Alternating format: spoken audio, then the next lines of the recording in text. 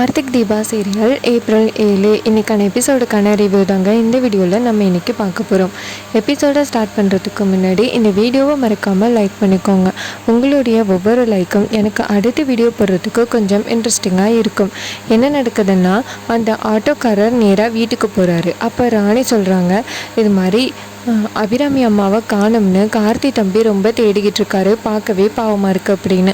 அதுக்கு அவர் சொல்கிறாரு, நான் கூட இப்போ தான் அதே மாதிரி ஒரு அம்மாவை ஹாஸ்பிட்டலில் சேர்த்துட்டு வந்திருக்கேன், அவங்கள தேடி கூட 2 பேர் வந்தாங்க அப்படின்னு.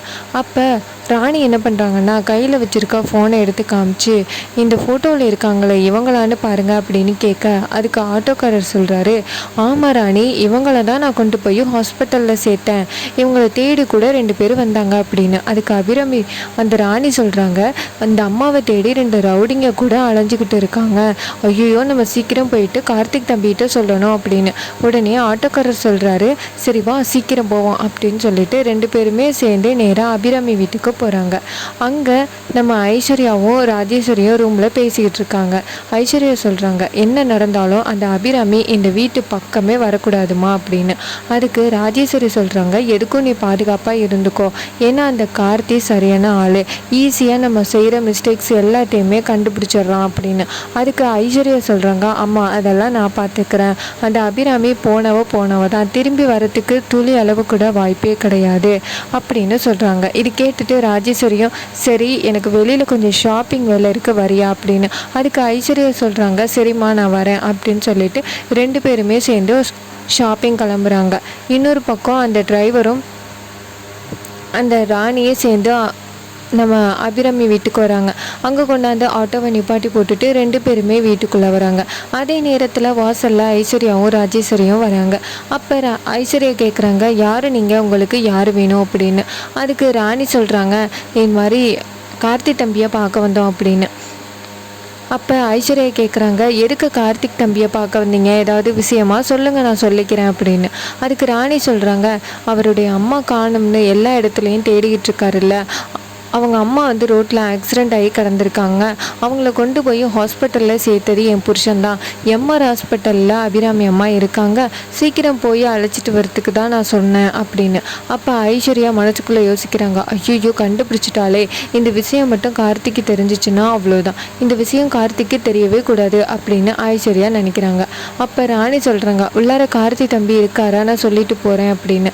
அதுக்கு ஐஸ்வர்யா சொல்கிறாங்க, நீ எல்லாம் சொல்ல வேணாம், நீ சொல்லிட்டேல்ல, நீ கிளம்பு, எங்கள் அத்தையை காணும்னு தான் நாங்கள் கோயிலாக தெரிஞ்சுக்கிட்டு இருக்கோம், நீ வீட்டுக்கு போ, நான் போய் கார்த்திக்கிட்ட சொல்லிக்கிறேன் அப்படின்னு. ராணியும் நம்பி நேராக ஆட்டோவுக்கு போகிறாங்க. இன்னொரு பக்கம் ஐஸ்வர்யாவும் ராஜேஸ்வரியும் நேராக வீட்டுக்குள்ளே போகிறாங்க. அங்கே போயிட்டு நேராக ரவுடிக்கு கால் பண்ணுறாங்க. அப்போ ரவுடி அட்டன் பண்ணி, சொல்லுங்கள் மேடம் என்னாச்சு அப்படின்னு கேட்க, அதுக்கு ஐஸ்வர்யா சொல்கிறாங்க, இங்கே பாரு, அந்த அபிராமி இருக்கிற இடத்த அந்த கார்த்தி கண்டுபிடிக்க போகிறான், அதனால நீ சீக்கிரம் அவங்கள அந்த ஹாஸ்பிட்டல்லேருந்து கடத்து அப்படின்னு. அதுக்கு அந்த ரவுடிகளை, ஹாஸ்பிட்டலுக்கு தான் மேம் போயிட்டுருக்கோம், இது மாதிரி ஆம்புலன்ஸில் நாங்கள் வார்ட் பாய் மாதிரி போயிட்டுருக்கோம் அப்படின்னு. இது கேட்டுட்டு ஐஸ்வர்யாவும், சரி சீக்கிரம் போய் அவளை கடத்துங்க அப்படின்னு. அந்த வார்ட் பாய்ஸும் சரி அப்படின்னு சொல்லிட்டு ஃபோனை கட் பண்ணுறாங்க. கட் பண்ணிவிட்டு வேகமாக கார் எடுக்கிறாங்க. இன்னொரு பக்கம் அந்த ராணியும் ஆட்டோக்காரரும் சேர்ந்து ஆட்டோவில் ஏறுறாங்க. ஆட்டோவை ஸ்டார்ட் பண்ணுறாரு, ஆட்டோ ஸ்டார்ட் ஆகலை. அப்படின்னு பார்த்து நம்ம தீபா கோயிலுக்கு போயிட்டு வீட்டுக்கு வந்துக்கிட்டு இருக்காங்க. அப்போ தீபாவை பார்த்துட்டு ராணி சொல்கிறாங்க, மேடம் அப்படின்னு. அப்போ தீபா சொல்கிறாங்க, நீங்கள் தானே அன்னைக்கு நேராக ஆஃபீஸில் பாடினது, உங்கள் பேர் தானே ராணி, உங்கள் ஃபோட்டோஸை கார்த்திக் சார் காமிச்சிருக்காரு, நீங்கள் ரொம்ப சூப்பராக பாடியிருக்கீங்க அப்படின்னு. அப்போ ராணி சொல்கிறாங்க, மேடம் நான் இங்கே வந்த விஷயமே வேறு, இது மாதிரி கார்த்தி சாரோட அம்மாவை காணும்னு அவர் என்கிட்ட சொன்னார், இது அவங்க எங்கே இருக்காங்கன்னு கண்டுபிடிச்சாச்சு, என் புருஷன் தான் அவங்கள கொண்டு போய் ஹாஸ்பிட்டலில் சேர்த்துருக்காங்க, அவங்க பேர், அந்த ஹாஸ்பிட்டல் பேர் எம்ஆர் ஹாஸ்பிட்டல் அப்படின்னு. இதை கேட்டுட்டு தீபா ரொம்பவே ஷாக் ஆகி, கார்த்திக் சார் வீட்டில் தான் இருக்கார், நேராக அவர்கிட்ட சொல்லுங்க அப்படின்னு சொல்லிட்டு அவங்கள கூட்டிக்கிட்டு நேராக வீட்டுக்குள்ளே போகிறாங்க. அப்போ நம்ம கார்த்தி மாடிப்படியிலேருந்து இறங்கி வராரு. அதுக்கு முன்னாடியே நம்ம அபிராமியை காமிக்கிறாங்க. அபிராமியை டாக்டர் சொல்கிறாங்க, இவங்களை கொண்டு போய் ஆப்ரேஷன் தியேட்டரில் அட்மிட் பண்ணுங்க, இவங்களுக்கு ஊசி போட்டிருக்கேன் இப்போ அப்படின்னு சொல்ல, நர்ஸும் சரி அப்படின்னு சொல்லிட்டு அந்த அபிராமியை தூக்கி கொண்டு போய் நேராக ஆப்ரேஷன் பண்ணுற இடத்துல அட்மிட் பண்ணுறாங்க. அப்போ அந்த கிட்னியை ட்ரான்ஸ்ஃபர் பண்ணுறேன் அப்படின்னு சொன்னாலும் அங்கேருந்து வராரு. இது மாதிரி அம்மா வந்து ஒரு நல்ல நேரத்தில் ஆரம்பிக்கலான்னு சொல்கிறாங்க அப்படின்னு. இதை கேட்டுட்டு அந்த டாக்டரும், உங்கள் விருப்பம் தம்பி, 9 மணிக்கே ஆரம்பிக்கலாம், எந்த பிரச்சனையும் இல்லை, அவங்களுக்கு இப்போ தான் ஊசி போட்டிருக்கேன் அப்படின்னு சொல்ல அவரும் சரி அப்படின்னு சொல்கிறாரு. அதுக்கப்புறம் டாக்டர் வந்து நேராக அவங்க ரூமுக்கு போயிடுறாங்க. இன்னொரு பக்கம் அதே ஹாஸ்பிட்டலுக்கு அந்த 3 ரவுடிகளும் வராங்க.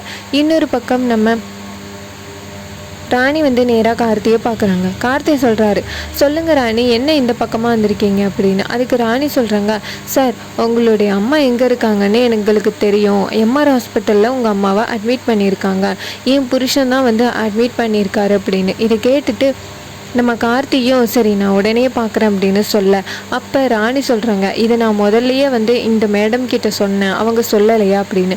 அப்போ ஐஸ்வர்யா சொல்கிறாங்க, தம்பி உங்ககிட்ட சொல்லலான்னு தான் வந்தேன், அதுக்குள்ளேயும் வந்து தீபா அழைச்சிட்டு வந்துட்டா, இது மாதிரி நான் காரில் போயிட்டுருக்கும் பொழுது சொல்லலாம்னு நினச்சேன் அப்படின்னு. அப்போ கார்த்திக் முறைக்கிறாரு. அப்போ நம்ம தீபா சொல்கிறாங்க, சரி இந்த விஷயத்த அப்புறம் பார்த்துக்கலாம், நீங்கள் போயிட்டு ஃபஸ்ட்டு அம்மாவை கூட்டிகிட்டு வாங்க அப்படின்னு. கார்த்தியும் சரி அப்படின்னு சொல்லிட்டு நேராக ஹாஸ்பிட்டல் கிளம்புறாரு. அதுக்கு முன்னாடியே அந்த ரவுடிங்க நேராக போயிட்டு அங்கே உள்ள ஓபி ஆள்கிட்ட, இங்கே பாருங்கள் மேடம், இங்கே அபிராமின்னு யாராவது அட்மிட் ஆகியிருக்காங்களா அப்படின்னு கேட்க, அதுக்கு அவங்க சொல்கிறாங்க ஆப்ரேஷன் தேட்டரில் இருக்காங்க அப்படின்னு. அந்த வார்ட் பாயும் சரி அப்படின்னு சொல்லிட்டு நேராக அந்த அபிராமியை அட்மிட் பண்ணியிருக்கிற இடத்துக்கு போகிறாங்க. அங்கே போயிட்டு நேராக அவங்கள பார்த்தா மயக்கத்தில் இருக்காங்க. அப்போ பக்கத்தில் ஒரு நர்ஸ் இருக்காங்க. அந்த நர்ஸுக்கு குளோரோஃபார்ம் அடித்து அந்த நர்ஸை மயக்கம் அடைய வச்சு ஓரமாக தூக்கி போட்டுட்டு அபிராமியை தூக்கி சேரில் வச்சுக்கிட்டு போயிடுறாங்க அந்த ரவுடிங்க. அதே நேரத்தில் நம்ம கார்த்தி அந்த ஹாஸ்பிட்டலுக்குள்ளே வராரு. அப்போ லிஃப்ட்டு டைம் ஆகிறதுனால கார்த்தி வந்து ஸ்டெப்ஸில் ஏறுறாரு. அதே நேரத்தில் அந்த லிஃப்ட் வழியாக அபிராமியை கடத்திக்கிட்டு போகிறானுங்க அந்த ரவுடிங்க. நம்ம கார்த்தி நேராக போகிறாரு. அதே நேரத்தில் ஆப்ரேஷனுக்காக அந்த டாக்டர் எல்லா எக்யூப்மெண்ட்ஸையும் எடுத்துக்கிட்டு வராங்க.